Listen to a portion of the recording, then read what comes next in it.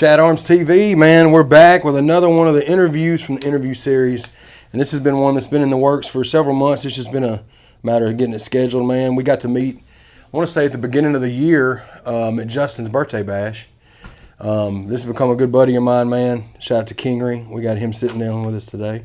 Yeah, brother. Appreciate you having me. It's been a long time coming. No, for sure, man. It's just scheduling. You know what I mean? You got a lot going on. We got a lot going on. And you're in and out of Nashville a lot, but when you're in here, usually it's you're on a time crunch. You got to get something done. So, and we just had you on the podcast as well. I'm not sure what'll come out first. This may come out before the pod, but okay. We just wanted to kind of sit down with you and let you speak to the Chat Arms TV viewers and kind of get a little bit more, like a little background of your story. I know on the pod we dove into it a little bit, yeah, but then we kind of bounced around with a little bit of everything. But you told us on the pod that you've only been doing music for just under 3 years, right? Like 2 years and some change? Yeah, just over 2 years. June 2022 is when I released my first song. And this is being filmed in August of 24, so just over 2 years. Yeah. And have been able to make a big splash, bro. And you've released, when this is being filmed, I think you've released 25 singles in that 2 year span. Yeah. So you're looking at, I mean, you basically released a single a month for 2 years. Yeah. You know? But before we get into that stuff, we'll kind of go back to the beginning where it all started. So where were you born and raised at? So family all from Hazard, Kentucky. Mm-hmm. Then moved to Indianapolis, Indiana when I was real young.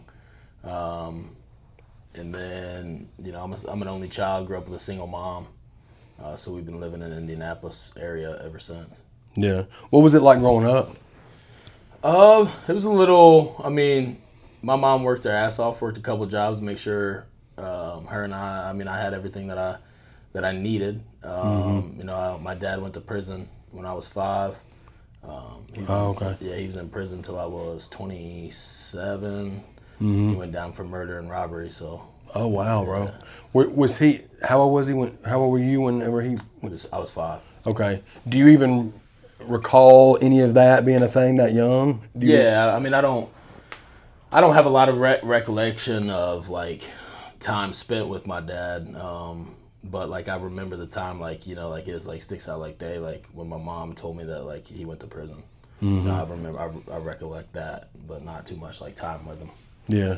So your mom was raising you solo, yeah. up in, you know, and I know off camera we've spoken. I know you're a sports guy. You're a sportsman, especially with baseball.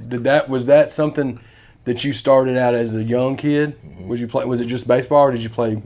Yeah. So I grew up. I started playing baseball when I was 4 or 5 years old. Playing on teams, like t-ball and stuff. Yeah. So I played ever since then, all the way through college.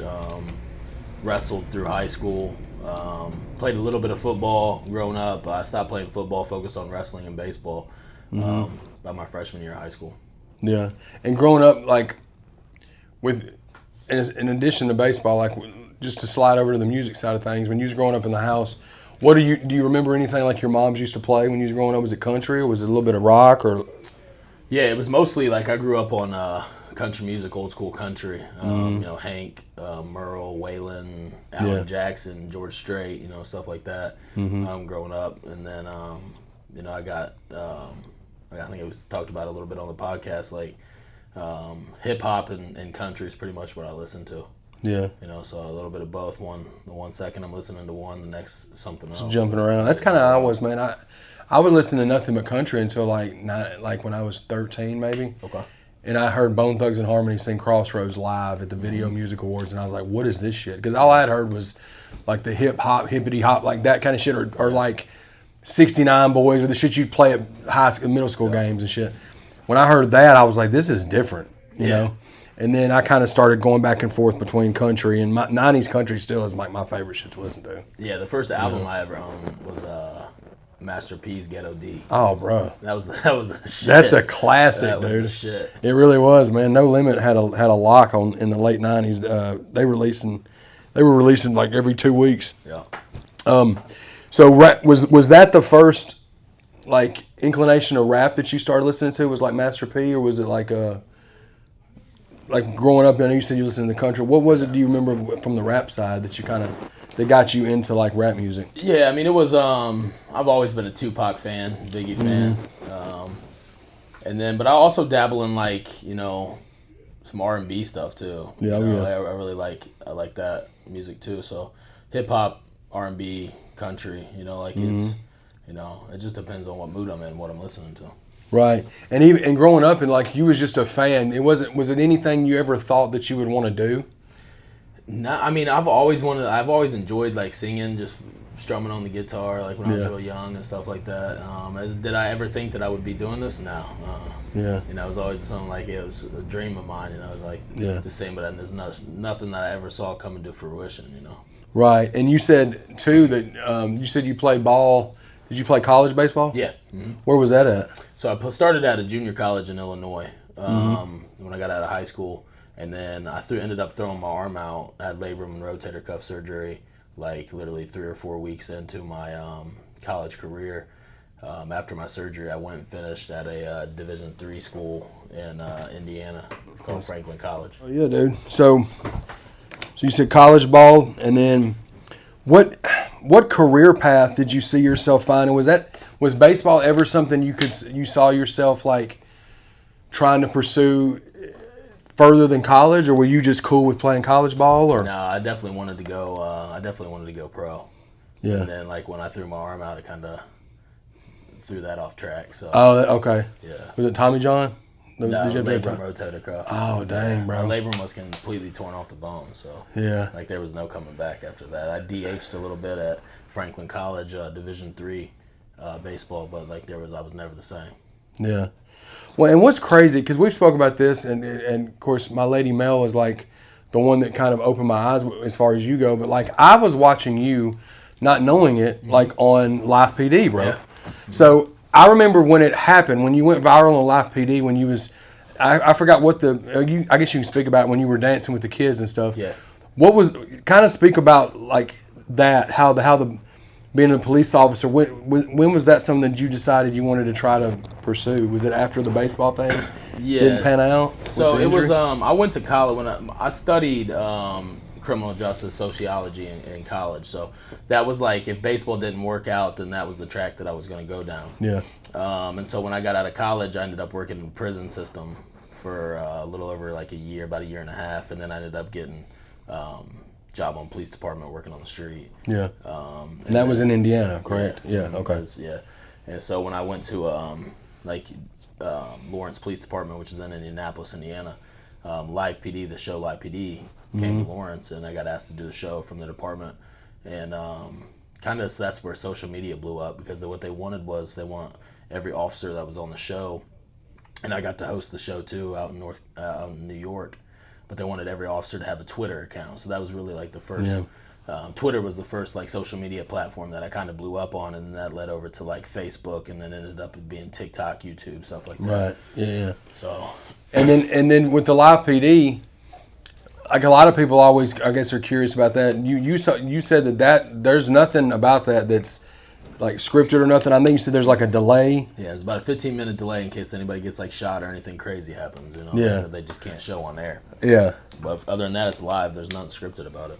That's crazy, man. Because like some of the stuff you see on there, and of course now they had to, when all that stuff was going on a few years back, they kind of ixnayed it, and then they brought it back, and now it's called On Patrol Live, I think. But yeah, I don't think it's the same. It don't hit the same, man. It don't hit the same as what people say. No, it doesn't hit the same. But I always knew, even before I started seeing you, anytime they would go to Indiana, it was always the most interesting stuff at the Indiana like stuff. But I remember that day I saw it, I thought it was cool, because I'm not sure what you had, if you got called out there for a disturbance or what it was for. Yeah. But when you started dancing with the kids and stuff, and then Mel showed me that like a year or so later, and she was like, he used to be on. I was like, I remember watching that live. So it was just kind of crazy how that came about. But when did you decide that you was like, I don't want to do this anymore? And is that when you wanted to move into the music? Yeah, so it was really like I was falling out of. I did police work for 10 years. I was falling out of love with it. I loved the job like for about 7 years of it, and then like it just became not for me anymore. The world changing and stuff like that, and it just really wasn't for me anymore. And but I was still doing it at the time. But that's not really one of those jobs you can do half-ass. You know, you got to be Right. like full blown into it if you're going to do that job. And like social media really started to blow up. I got the opportunity to go out on some tours and stuff, do some hosting events and stuff like that, just due to my social media numbers and following and stuff. Was it from being the live From PD? being on Okay, live PD, yeah, so you would just host parties and host. Yeah. Okay, Yeah, that dancing that I did with kids and stuff really blew up on social media. Kind of blew my platforms up.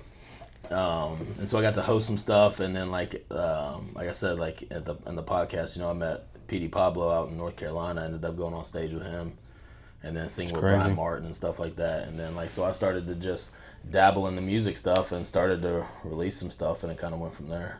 And I was able to like it was one of those things where, like I either had to choose one or the other, and I couldn't really do both of them. yeah, And that was becoming more something that I wanted to do, and I fell out of love with the passion of like police work. So yeah, and I could definitely see that too, like because the way that the world is kind of gravitating towards, I don't want to say enabling criminals, but I would think from a policeman standpoint, like just watching the show and just seeing stuff, I would think it seems like it was more and more difficult for you guys to do the job that you were supposed to do to a certain extent. yeah, for sure. You know what I mean? Absolutely. Which I could see why that would make it where you're like, I look like fall out of love with the occupation. But 2022, you released your first single, right? Find My Way. Yep. Was that something when you did it? Had you already had?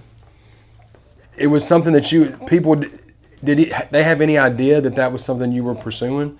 Did you start like posting it on? So like I really caught everybody off guard. I think you know like when I was like, hey, this is something when I introduced my first song and everything. Everybody was like, what? You know, like they kind of just like taken back by it at first. And you know, there's a lot of like I still to this day, not much anymore, but you know, like you still got like, especially a lot at that time, you know, people are like, well, we liked you better as this, you know, like people, you know, we liked you when you were a cop more, and, Right. but you know, like I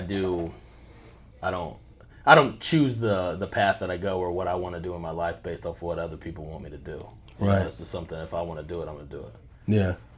So when you released that first single, like, did you see initially, like from the jump, did you see a big, like, liking to it, or was it something that you slowly had to chip away at? So it was that first song that I released, that it took a big liking to it. Like it was pretty crazy. Like it went like, now it was more based off of like how many followers I had on social media and stuff. Yeah. But, you know, iTunes, it went number 3 on iTunes. But that was just a lot of pre-orders and stuff like that. And like people took a liking to that, and then it kind of faded. It was like that, you know, like when something first happens, everybody goes, oh, what is this? Yeah. And it faded, but then everybody like picked up on my seriousness of it, you know, and like the more that I did it and the people were like, oh, this guy's serious about this. Yeah. You know, then it started to gradually grow Right. back up, and it is where it is today. Yeah. So do you remember what song it was per se that really you saw something like really take a big jump? Like, do you remember which song it was? Was it Carried Away, or was it after that? Carried Away was the first song that like really, or I would say either Carried Away, I mean, Gotta Let It Go with Brian Martin. Brian Martin's a buddy of mine. That one did good numbers, but I would say Carried Away was the first one where people were like, oh shit, I like this. Yeah, dude. You know? That song is a monster record, bro. Yeah, because you put Brian Martin on anything, it's going to do numbers. Oh, dude, you know for what sure. I'm saying? But me and Corey released Carried Away, and people were like, they were like, oh shit, this is fire. Yeah. And then I would say from Carried Away, you know, there were some tracks after that started to do well, and then Wranglers on the Floor blew up. Yeah, when Wranglers on the Wranglers on the Floor, you dropped February of this year. Yeah. Okay. So at this point, you've already released. I mean, like I said, you've released a single every month since that first one.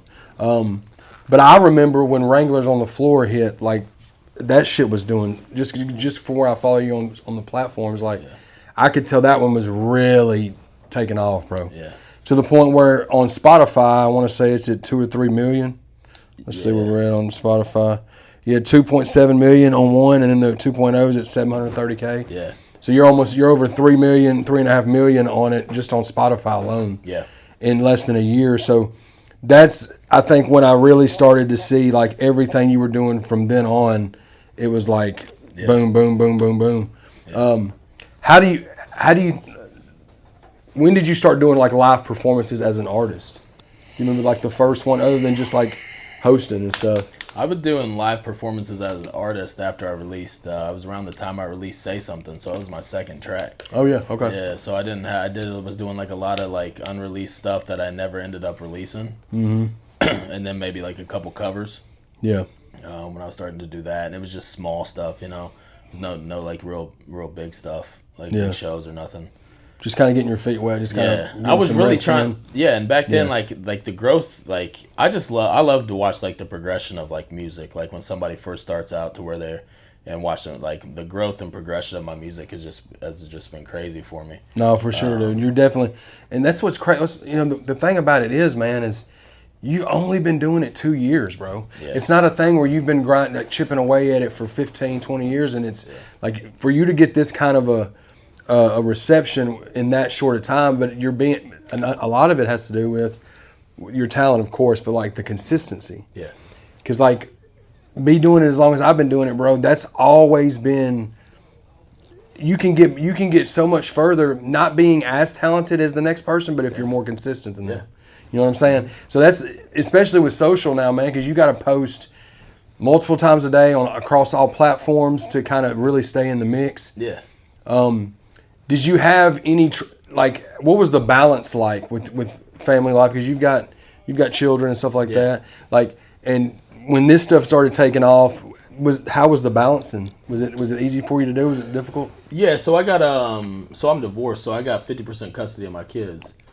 So we do week on, week off, and like the weeks that I have my kids, I focus all my time on them. Right. You know, I coach my son's baseball team and everything too. My daughter's in sports and everything, and so like I make up for the week that I got with them. Like that week that I'm off, like I'm on the grind. Like let's work. Yeah. You know, I'm driving down to Nashville. I'm ready to record music. I'll try to knock 2 or 3 songs out. Might not release all 3 of them. You know, But they're there. Just you never. I mean, that's cool though that you're able to at least do that to where you can, and it's easier for scheduling purposes. Like if you're booking shows or studio sessions or whatever it is, video shoots, you're able to say, well, I got this week I'm good. Next week, so at least you have that to where it's like a balance at least, and it makes it easier. What would you say your creative process is when you go into creating a song? Do y'all build the beat first, or do you sometimes write stuff and then y'all build a beat around what you've written? Yeah, so we most of the time I have the beat and then I write to the beat. Yeah, that's how I'm too. Yeah, I mean I wrote Right Now with 3 other guys in Nashville here, some pretty talented writers and stuff. We got down in a room, we wrote the song and then we put the guitars and everything to it. Yeah. But they were playing the acoustic along with us writing. So, you know, we already kind of really had like the melodies and everything that we wanted to go with. Yeah. Well, that's dope though, especially getting to create with other dope artists too. Yeah. That always makes things.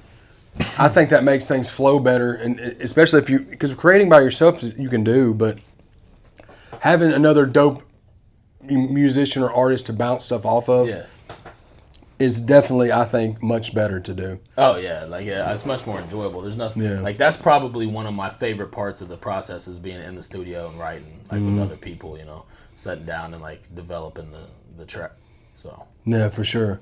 And then like of course, you know, after Wrangler's on the Floor, you kept going, bro. Like after that, well, right before that, you and Justin dropped Get It, right? Yeah. Mm-hmm. That was right before that. Yeah. And then it's like you had the Turned Around single more recently, and then of course, Favorite Sin, which is the most recent one. Yeah. Do you have are there plans to release another single this month, or are you?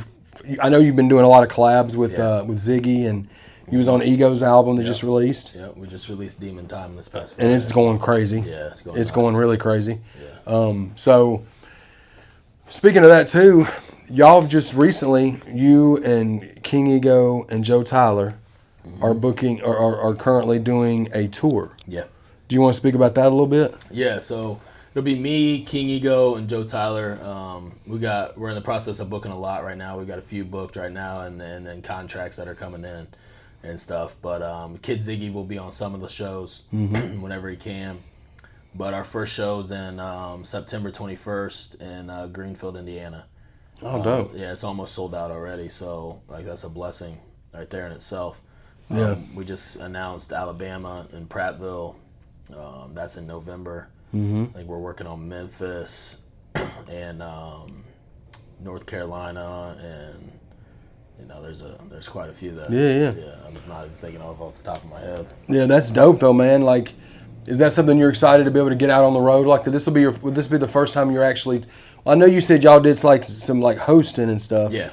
But would this be the first time you're actually going to be touring, like as an artist? Yeah, I would say to that extent, I other guess. than doing openings and stuff like that. Yeah. Yeah, like because I was on Colt Ford's tour. Okay, yeah. For a little bit, I did some like 5 shows with him. Shout out Cole. Yeah, shout out Colt Ford. And that's something that's so crazy too. Like when I talk about like, not thinking that this is where I would be. Like I remember standing in line when I was 19, 20, 21 years old, going to a Colt Ford show at 8 Second Saloon in Indianapolis. Yeah. And then I'm opening for him. Full circle, bro. That's fucking crazy. That's dope, bro. So. That's just a testament to the talent and the hard work, bro, that you're putting in, and you're a good dude. So it's like all that going like together. It's a winning formula as long as you can just keep that consistency going, which you've been doing for this 2-year time frame. And then now that y'all getting, like I was telling Ego off camera before they went in there for the podcast, y'all being able to get out in front of some fans and being able to take pictures, sign autographs, and people see y'all in person and see y'all perform in person, that'll just make y'all's buzz grow even more. Yeah. You know what I mean? Because people already follow you on the internet, but like being able to see you in person and where it's not just an internet personality, that'll just make things, I think, level up even more for you, honestly. Yeah, we got a solid we got a solid crew, and like we're feeding off of each other right now and doing music together and really pushing each other and stuff. And like I'm excited about this tour and see where it all goes. No, me too, man. I'm happy for you, bro. And I'm glad we got to sit down with you for a good 20, 25 minutes, man, just to kind of give the people at Shout Arms TV a glimpse into what you got going on and kind of what your background is. And we'll definitely be having you on the channel more, of course. But in addition to that, me and you are gonna get a collab in for some music as well. So Kingery will definitely be on one of these Gray Headed Goat projects. So stay tuned for that. And I know that you spoke as well. You spoke about you wanting to work on your album, work on an album. Yeah. You're just trying to figure out how you want to do it. Right. What avenue I want to go with it, because like we talked about earlier, like with my music, it's kind of just like whatever I'm feeling or whatever I'm riding the beat with, I'm getting more into like ever since Wrangler's on the Floor drop and it took off, a lot of my releases since then have been either that melodic, like vibey rap, like hip hop, or it's been like that singing stuff. And I really like the singing stuff's really starting to take off for me. So like I'm trying to figure out if I want to go melodic, country rap, hip hop, vibey style on the album, or if I want to do like more of like a country singing album. Yeah, and I get that because, and there may be people watching that could be like, well, he could do it all on one album. Well, you can, but from an algorithm standpoint, a genre standpoint, it kind of gets muddy. Yeah. When you kind of mix a lot of different things, but it's a good problem to have. But I definitely see why you're wanting to hone in on one vibe to kind of keep it uniform, Yeah. But it's definitely a good problem to have, man. And do you have a favorite type? Do you like the country stuff the most, or do you have a preference?